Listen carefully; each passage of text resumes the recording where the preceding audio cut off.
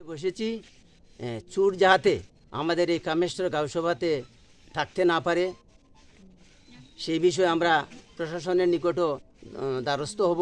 যদি আশা করি আমরা প্রশাসন আমাদেরকে সাহায্য করবেন, তবে আমরা সিদ্ধান্ত নিয়েছি এই নীলকান্ত মালাকার এবং সুবল শুক্লবৈদ্য এই দুই চোরকে আমাদের কামেশ্বর গাঁওসভাতে রাখবো না। আচ্ছা, ধন্যবাদ। তো এখন কি মানে চোর এখন কোথায়? চোর বর্তমান কামেশ্বরই রয়েছে এবং অনেকেই জানেন না, যার জন্য আজকে এই সভা ডেকে সবাইকে জানানো হচ্ছে যে এই দুজন চোর।